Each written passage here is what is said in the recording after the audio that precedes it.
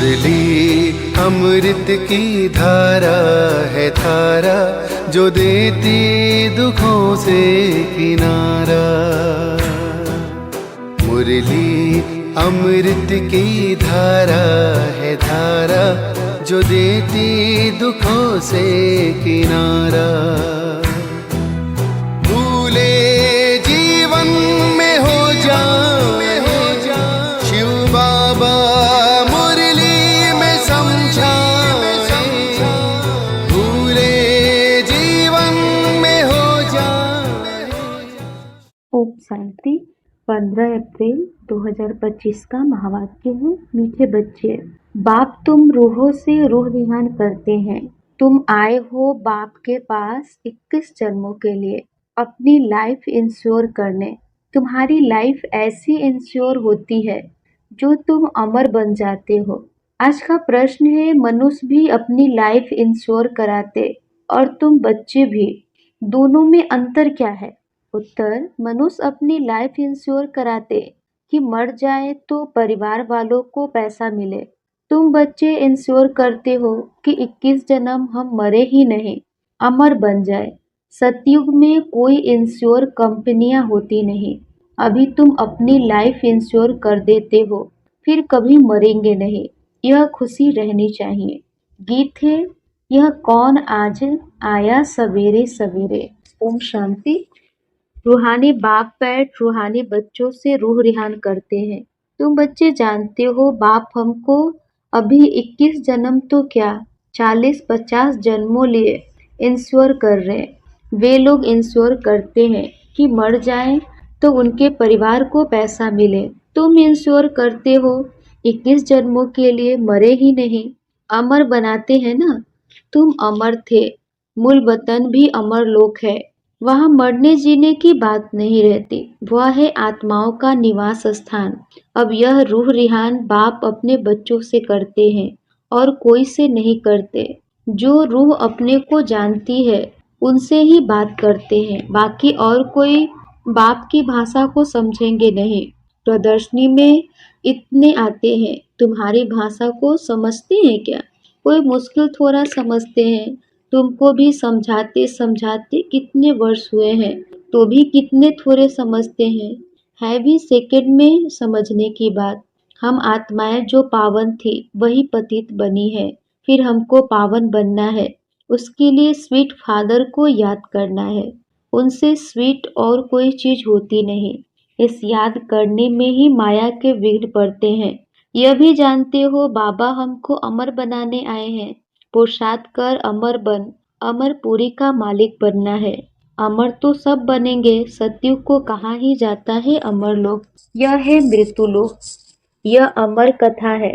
ऐसे नहीं कि सिर्फ शंकर ने पार्वती को अमर कथा सुनाई, वह तो सब है भक्ति मार्ग की बातें। तुम बच्चे सिर्फ मुझ एक से ही सुनो, मामे कम याद करो। ज्ञान मैं ही दे सकता हूँ।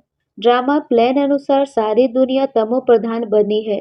अमरपुरी में राज्य करना, उसको ही अमर पद कहा जाता है। वहाँ इंश्योर कंपनियां आदि होती नहीं। अभी तुम्हारी लाइफ इंश्योर कर रहे हैं। तुम कभी मरेंगे नहीं, यह बुद्धि में खुशी रहनी चाहिए। हम अमरपुरी के मालिक बनते हैं तो अमरपुरी को याद करना पड़े, वाया मूल वतन ही जाना होता है।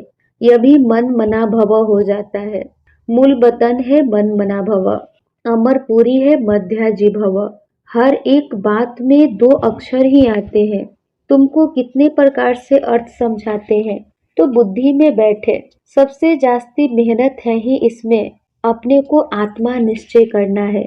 हम आत्मा ने यह जन्म लिया है। 84 जन्म में भिन्न भिन्न नाम रूप देश काल फिरते आए हैं। सतयुग में इतने जन्म, त्रेता में इतने, यह भी बहुत बच्चे भूल जाते हैं। मुख्य बात है अपने को आत्मा समझ, स्वीट बाप को याद करना। उठते बैठते यह बुद्धि में रहने से खुशी रहेगी। फिर से बाबा आया हुआ है, जिसको हम आधा कल्प याद करते थे कि आओ आकर पावन बनाओ। पावन रहते हैं मूल वतन में और अमरपुरी सतयुग में। भक्ति में मनुष्य पुरुषार्थ करते हैं, मुक्ति में व श्री कृष्ण पुरी में जाने के लिए। मुक्ति कहो अथवा निर्वाण धाम कहो, वानप्रस्थ अक्षर करेक्ट है। वानप्रस्थी तो शहर में ही रहते हैं, सन्यासी लोग तो घर बार छोड़ जंगल में जाते हैं। आजकल के वानप्रस्थियों में कोई दम नहीं है। सन्यासी तो ब्रह्म को भगवान कह देते, ब्रह्मलोक नहीं कहते। अभी तुम बच्चे जानते हो, पुनर्जन्म तो किसका भी बंद नहीं होता। अपना अपना पार्ट सब बजाते हैं। आवागमन से कभी छूटना नहीं है। इस समय करोड़ों मनुष्य हैं और भी आते रहेंगे, पुनर्जन्म लेते रहेंगे। फिर फर्स्ट फ्लोर खाली होगा। मूल वतन है फर्स्ट फ्लोर, सूक्ष्म वतन है सेकंड फ्लोर, यह है थर्ड फ्लोर, अथवा इनको ग्राउंड फ्लोर कहो। दूसरा कोई फ्लोर है नहीं। वह समझते हैं स्टार में भी दुनिया है, ऐसे है नहीं। फर्स्ट फ्लोर में आत्माएं रहती है, बाकी मनुष्यों के लिए तो यह दुनिया है। तुम बेहद के वैरागी बच्चे हो, तुम्हें इस पुरानी दुनिया में रहते हुए भी इन आंखों से सब कुछ देखते हुए नहीं देखना है। यह है मुख्य पुरुषार्थ, क्योंकि यह सब खत्म हो जाएगा। ऐसे नहीं कि संसार बना ही नहीं है, बना हुआ है, परंतु उनसे वैराग्य हो जाता है, अर्थात सारी पुरानी दुनिया से वैराग्य। भक्ति, ज्ञान और वैराग्य। भक्ति के बाद है ज्ञान, फिर भक्ति का वैराग्य हो जाता है। बुद्धि से समझते हो कि यह पुरानी दुनिया है, यह हमारा अंतिम जन्म है, अभी सबको वापस जाना है। छोटे बच्चों को भी शिव बाबा की याद दिलानी है। उल्टे सुलटे खान पान आदि की कोई आदत नहीं डालनी चाहिए। छोटेपन से जैसी आदत डालो वैसी आदत पड़ जाती है। आजकल संग का दोष बड़ा गंदा है, संग तारे तो संग बोरे। यह विशेष सागर वैश्यालय है। सत्य तो एक ही परम पिता परमात्मा है, गॉड इज वन कहा जाता है। वह आकर सत्य बात समझाते हैं। बाप कहते, हे रूहानी बच्चों, मैं तुम्हारा बाप तुमसे रूहान कर रहा हूँ। मुझे तुम बुलाते हो ना, वही ज्ञान का सागर पतित पावन है, नई सृष्टि का रचयिता है, पुरानी सृष्टि का विनाश कराते हैं। यह त्रिमूर्ति तो प्रसिद्ध है, उचित उच्च है शिव। अच्छा, फिर सूक्ष्म वतन में है ब्रह्मा विष्णु शंकर। उन्हों का साक्षात्कार भी होता है क्योंकि पवित्र है ना। उन्हों को चैतन्य में इन आंखों से देख नहीं सकते, बहुत नौधा भक्ति से देख सकते हैं। समझो कोई हनुमान का भक्त होगा तो उनका साक्षात्कार होगा। शिव के भक्त को तो झूठ बताया गया है कि परमात्मा अखंड ज्योति स्वरूप है। बाप कहते हैं, मैं तो इतनी छोटी सी बिंदी हूँ। वह कहते अखंड ज्योति स्वरूप अर्जुन को दिखाया। उसने कहा बस मैं सहन नहीं कर सकता हूँ। उनको दीदार हुआ तो यह गीता में लिखा हुआ है। मनुष्य समझते हैं अखंड ज्योति का साक्षात्कार हुआ। अब बाप कहते यह सब भक्ति मार्ग की बातें दिल खुश करने की है। मैं तो कहता ही नहीं कि मैं अखंड ज्योति स्वरूप हूँ। जैसे बिंदी मिसल तुम्हारी आत्मा है, वैसे मैं हूँ। जैसे तुम ड्रामा के बंधन में हो, वैसे मैं भी ड्रामा के बंधन में बांधा हुआ हूँ। सब आत्माओं को अपना अपना पार्ट मिला हुआ है। पुनर्जन्म तो सबको लेना ही है, नंबरवार सबको आना ही है। पहले नंबर वाला फिर नीचे जाता है। कितनी बातें बाप समझाते हैं। यह समझाया है कि सृष्टि रूपी चक्र फिरता रहता है। जैसे दिन के बाद रात आती है, वैसे कलयुग के बाद सतयुग, फिर त्रेता, फिर संगम युग आता है। संगम युग पर ही बाप चेंज करते हैं। जो सतो प्रधान थे अब वही तमो प्रधान बने हैं, वही फिर सतो प्रधान बनेंगे। बुलाते भी हे पतित पावन आओ। तो अब बाप कहते हैं मन मना भव, मैं आत्मा हूँ, मुझे बाप को याद करना है। यह यथार्थ रीति कोई मुश्किल समझते हैं। हम आत्माओं का बाप कितना मीठा है। आत्मा ही मीठी है ना। शरीर तो खत्म हो जाता है, फिर उनकी आत्मा को बुलाते हैं। प्यार तो आत्मा से ही होता है ना, संस्कार आत्मा में रहते हैं। आत्मा ही पढ़ती सुनती है, देह तो खत्म हो जाती है। मैं आत्मा अमर हूँ, फिर तुम मेरे लिए रोते क्यों हो? यह तो देह अभिमान है ना। तुम्हारा देह में प्यार है, होना चाहिए आत्मा में प्यार। अविनाशी चीज में प्यार होना चाहिए। विनाशी चीज में प्यार होने से ही लड़ते झगड़ते हैं। सतयुग में है देही अभिमान, इसलिए खुशी से एक शरीर छोड़ दूसरा लेते हैं। रोना पीटना कुछ भी नहीं होता। तुम बच्चों को अपनी आत्माभिमानी अवस्था बनाने के लिए बहुत प्रैक्टिस करनी है। मैं आत्मा हूँ अपने भाई यानी आत्मा को बाप का संदेश सुनाता हूँ। हमारा भाई इन ऑर्गन्स द्वारा सुनता है। ऐसी अवस्था जमाओ, बाप को याद करते रहो तो विक्रम विनाश होते रहेंगे। खुद को भी आत्मा समझो, उनको भी आत्मा समझो, तब पक्की आदत हो जाए। यह है गुप्त मेहनत। अंतर्मुख हो इस अवस्था को पक्का करना है। जितना समय निकाल सको उतना इसमें लगाओ। 8 घंटा तो धंधा आदि भल करो, नींद भी करो, बाकी इसमें लगाओ।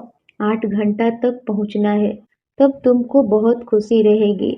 पतित पावन बाप कहते हैं मुझे याद करो तो तुम्हारे विक्रम विनाश हो। ज्ञान तुमको अभी ही संगम पर मिलता है। महिमा सारी इस संगम युग की है, जबकि बाप बैठ तुमको ज्ञान समझाते हैं। इसमें स्थूल कोई बात नहीं। यह जो तुम लिखते हो वह सब खत्म हो जाएगा। नोट भी इसलिए करते हैं तो पॉइंट्स नोट होने से याद रहेगी। कोई की बुद्धि तीखी होती है तो बुद्धि में याद रहती है। नंबरवार तो है ना मुख्य बात। बाप को याद करना है और सृष्टि चक्र को याद करना है। कोई विक्रम नहीं करना है। गृहस्थ व्यवहार में भी रहना है, पवित्र जरूर बनना है। कई गंदे ख्यालात वाले बच्चे समझते हैं हमको यह फलानी बहुत अच्छी लगती है, इनसे हम गंधर्वी विवाह कर ले। परंतु यह गंधर्वी विवाह तो तब कराते हैं जबकि मित्र संबंधी आदि बहुत तंग करते हैं, तो उनको बचाने लिए। ऐसे थोड़े ही सब कहेंगे हम गंधर्वी विवाह करेंगे, वह कभी रह नहीं सकेंगे। पहले दिन ही जाकर गटर में पड़ेंगे। नाम रूप में दिल लग जाती है, यह तो बड़ी खराब बात है। गंधर्वी विवाह करना कोई मासी का घर नहीं है। एक दो से दिल लगी तो कह देते गंधर्वी विवाह करे। इसमें संबंधियों को बड़ा खबरदार रहना चाहिए, समझना चाहिए यह बच्चे काम के नहीं। जिससे दिल लगी है उससे हटा देना चाहिए, नहीं तो बातें करते रहेंगे। इस सभा में बड़ी खबरदारी रखनी होती है। आगे चल बड़े कायदे से सभा लगेगी। ऐसे ऐसे ख्यालात वाले को आने नहीं देंगे। जो बच्चे रूहानी सर्विस पर तत्पर रहते हैं, जो योग में रहकर सर्विस करते हैं, वही सतयुगी राजधानी स्थापन करने में मददगार बनते हैं। सर्विसेबल बच्चों को बाप का डायरेक्शन है, आराम हराम है। जो बहुत सर्विस करते हैं वह जरूर राजा रानी बनेंगे। जो जो मेहनत करते हैं, आप समान बनाते हैं, उनमें ताकत भी रहती है। स्थापना तो ड्रामानुसार होनी ही है। अच्छी रीति सब पॉइंट्स धारण कर फिर सर्विस में लग जाना चाहिए।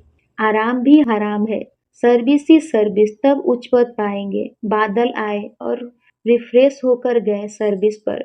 सर्विस तो तुम्हारी बहुत निकलेगी, किस्म किस्म के चित्र निकलेंगे। जो मनुष्य झट समझ जाए, यह चित्र आदि भी इम्प्रूव होते जाएंगे। इसमें भी जो हमारे ब्राह्मण कुल के होंगे वो अच्छी रीति समझेंगे। समझाने वाले भी अच्छे हैं तो कुछ समझेंगे। जो अच्छी रीति धारणा करते हैं, बाप को याद करते हैं, उनके चेहरे से ही मालूम पड़ जाता है बाबा हम तो आपसे पूरा वर्षा लेंगे। तो उनके अंदर खुशी के ढोल बजते रहेंगे। सर्विस का बहुत शौक होगा। रिफ्रेश हुए और यह भागे। सर्विस के लिए हर एक सेंटर से बहुत तैयार होने चाहिए। तुम्हारी सर्विस तो बहुत फैलती जाएगी, तुम्हारे साथ मिलते जाएंगे। आखिरी एक दिन सन्यासी भी आएंगे। अभी तो उन्हों की रजाई है, उन्हों के पैरों पर पड़ते हैं, पूजते हैं। बाप कहते हैं यह भूत पूजा है। मेरे तो पैर है नहीं, इसलिए पूजन भी नहीं देंगे। मैंने तो यह तन लोन लिया है, इसलिए इनको भाग्यशाली रथ कहा जाता है। इस समय तुम बच्चे बहुत भाग्यशाली हो, क्योंकि तुम यहाँ ईश्वरीय संतान हो। गायन भी है, आत्माएं परमात्मा अलग रहे बहुकाल। तो जो बहुकाल से अलग रहे हैं वही आते हैं, उनको ही आकर पढ़ाता हूँ। श्री कृष्ण का यह अंतिम जन्म है, इसलिए नाम भी इस एक का श्याम सुंदर पड़ा है। शिव का तो किसी को पता नहीं कि क्या चीज है। यह बात बाप ही आकर समझाते हैं। मैं हूँ परम आत्मा, परम धाम में रहने वाला हूँ। तुम भी वहाँ के रहने वाले हो। मैं सुप्रीम पतित पावन हूँ। तुम अभी ईश्वरीय बुद्धि वाले बने हो। ईश्वर की बुद्धि में जो ज्ञान है वह तुमको सुना रहे हैं। सतयुग में भक्ति की बात नहीं होती, यह ज्ञान तुमको अभी मिल रहा है। अच्छा, मीठे मीठे सिकिलधे बच्चों प्रति माता पिता बाप दादा का याद प्यार और गुड मॉर्निंग। रूहानी बाप की रूहानी बच्चों को नमस्ते। हम रूहानी बच्चों की रूहानी माता पिता बाप दादा को याद प्यार गुड मॉर्निंग और नमस्ते नमस्ते नमस्ते। धारणा के लिए मुख्य सार। पहला, अंतर्मुखी होकर अपनी अवस्था को जमाना है। अभ्यास करना है मैं आत्मा हूँ, अपने भाई यानी आत्मा को बाप का संदेश देता हूँ, ऐसा आत्माभिमानी बनने की गुप्त मेहनत करनी है। 2 नंबर है रूहानी सर्विस का शौक रखना है। आप समान बनाने की मेहनत करनी है। संघ का दोष बड़ा गंदा है, उससे अपने को संभालना है। उल्टे खान पान की आदत नहीं डालनी है। वरदान, विश्व कल्याण के कार्य में सदा विजयी रहने वाले विश्व के आधार मूर्त भव। विश्व कल्याण के कार्य में सदा विजयी रहने वाले विश्व के आधार मूर्त भव। विश्व कल्याणकारी बच्चे स्वप्न में भी फ्री नहीं रह सकते। जो दिन रात सेवा में बिजी रहते हैं उन्हें स्वप्न में भी कई नई नई बातें, सेवा के प्लान व तरीके दिखाई देते हैं। वे सेवा में बिजी होने के कारण अपने पुरुषार्थ के व्यर्थ से और औरों के भी व्यर्थ से बचे रहते हैं। उनके सामने बेहद विश्व की आत्माएं सदा इमर्ज रहती है, उन्हें जरा भी अलबेलापन आ नहीं सकता। ऐसे सेवाधारी बच्चों को आधार मूर्त बनने का वरदान प्राप्त हो जाता है। स्लोगन है, संगम युग का एक एक सेकंड वर्षों के समान है, इसलिए अलबेलेपन में समय नहीं गंवाओ। संगम युग का एक एक सेकंड वर्षों के समान है, इसलिए अलबेलेपन में समय नहीं गंवाओ। अव्यक्त सारे कंबाइंड रूप की स्मृति से सदा विजयी बनो, जिसके साथ स्वयं सर्वशक्तिमान बाप कंबाइंड है। सर्व शक्तियाँ स्वतः उनके साथ होगी। जहाँ सर्व शक्तियाँ हैं वहाँ सफलता न हो यह असंभव है। कोई अच्छा साथी लौकिक में भी मिल जाता है तो उसको छोड़ नहीं सकते, ये तो अविनाशी साथी है, कभी धोखा देने वाला साथी नहीं है, सदा ही साथ निभाने वाला साथी है। तो सदा साथ साथ रहो। अच्छा, ओम शांति।